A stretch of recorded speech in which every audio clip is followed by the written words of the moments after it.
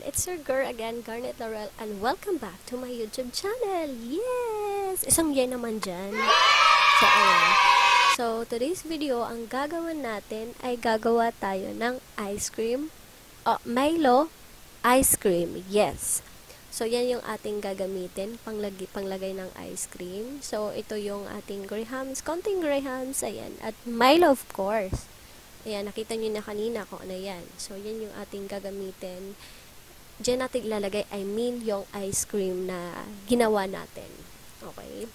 So, mas magandang nasa glass kasi at least pang mayaman. Bakit? Kayo lang ba meron ng ganyan? Meron din kami kahit mahihirap lang, diba? O, tama na ang satsasa. Satsatan. So, ayun na nga. Yan yung gagamitin natin, diba? So, sabi ko sa iyo, cream and soda talaga mas prepare ko. At ilagay nyo siya sa ref. Kailangan frozen siya. At ito yung gagamitin ng pangdikdik. Kung wala kayong ganyan, gumamit kayo kung kahit anong bagay na mabigat. So, ayan, pagmamayari yan ng aking pamilya, ng aking family, ng shadow family, yes. Marmol yan. I think lahat ng marmol na gamit nila ay nilagyan nila ng pangalan. So, yan na lang yung natira. Kasi yung iba nasa island. Oo. Unang gagawin mo ay, of course, didikdikin mo yung ating grahams, panglagay nating toppings after the MILO. And, ayan.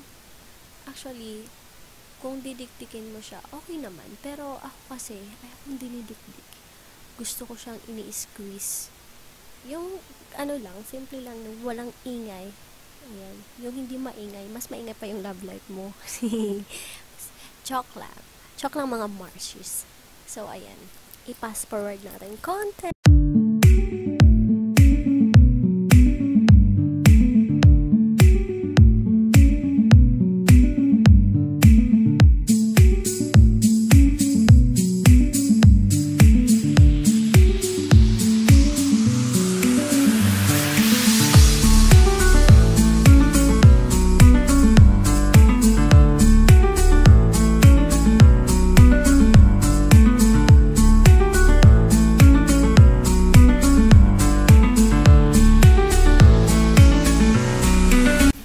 So, ayan na. Natapos na nating dikdikin. Ayan, ilipat na natin siya sa bowl.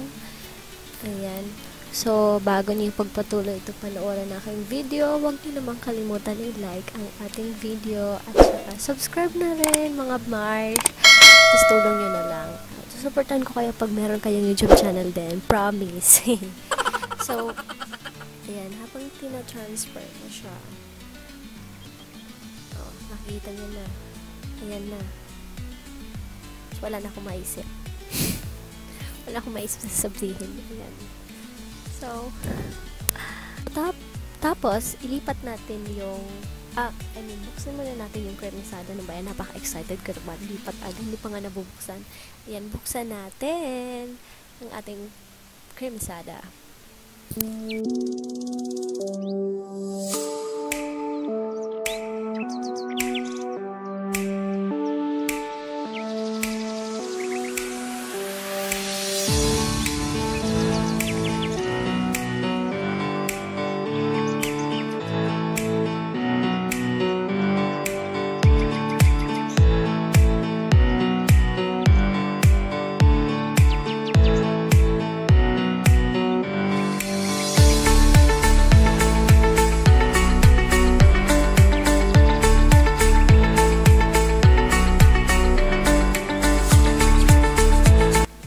Alright, ilipat na natin yung nabuksan nating cremisada.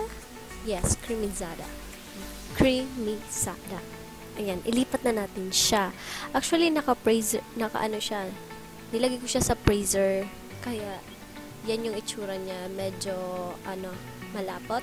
Malapot ba tawag doon? Basta yun na yun. Ayan. Yan, nilagay ko siya. Kasi mas maganda kasi kapag gagawa ka ng ice cream na nilagay mo muna yung nestle cream or cremisada sa freezer. Para at least maganda yung texture niya kapag i-mix mo siya. Yun na yun.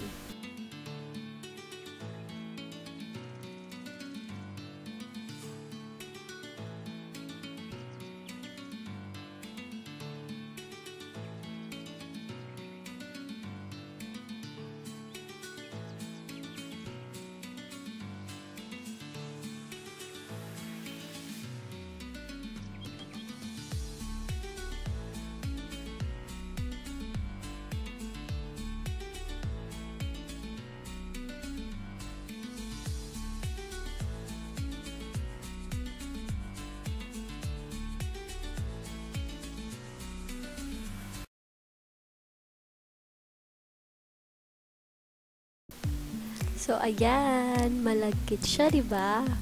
Malagkit siya tingnan. Yes, malagkit pa yan sa love life mo. Stikalan. Ayan. Kaya ko sa'yo, preserve mo yung boyfriend, girlfriend mo para hindi madikitan ng iba. Ayun, bakit napunta tayo sa girlfriend, boyfriend? So, ayun, patuloy na natin. Mix. I-mix mo siya ng mabuti para at least mix talaga siya.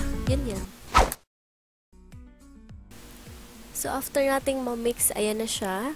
So, 1 sachet of Milo lang muna yung ilalagay natin para at least hindi tayo mahirapan mag-mix. Kasi kung isabay-sabay mo siya, hindi mo malalaman kung sakto na ba or ano lang, yung tama lang talaga yung kulay. Kasi, ayun na nga, pag ihalo, paulit-ulit na lang tayo. Basta yun, isa-isa muna ha. Huwag matigas ulo, isa-isa muna. Kung meron kang mixer dyan or ano, yun yung gamitin mo, mas maganda yun.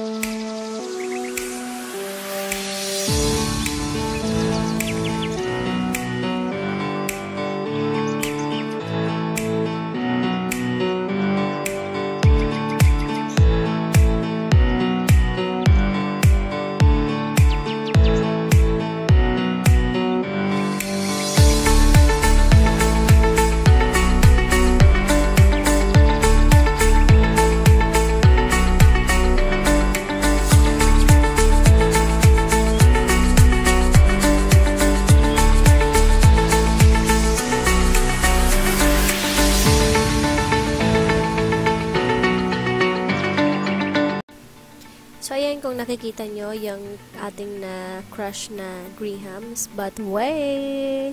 Hindi yan yung uunahin natin.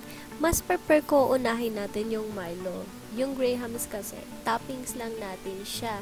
Para at least, hindi masyado siyang matamis. Kasi alam nyo naman yung Milo, sobrang tamis na, diba?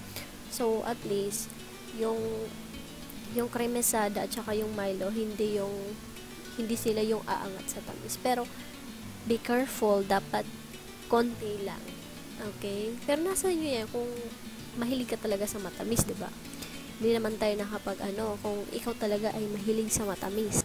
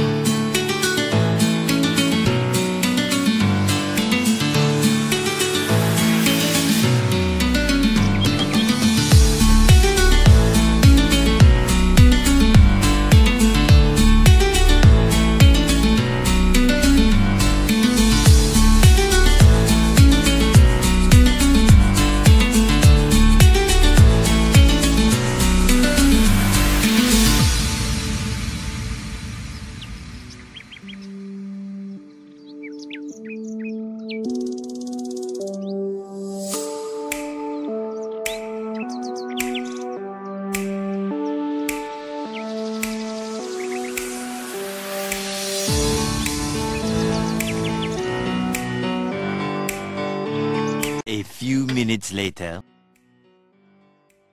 Charan! Ayan na ang ating finished product. Ay, hindi pa pala. Kasi hindi pa siya nakalagay sa ref or sa freezer. I mean, yan yung finished product natin. After natin maglagay ng mga toppings, eklabos dyan. So, ito na. So, ito na yon.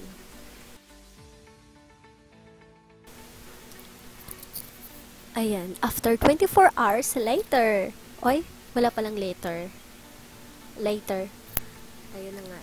Actually, fake news yun, guys. Mga Marshies. Hindi lang naman 24 hours kung gusto nyo after 1 hour, kung okay na siya.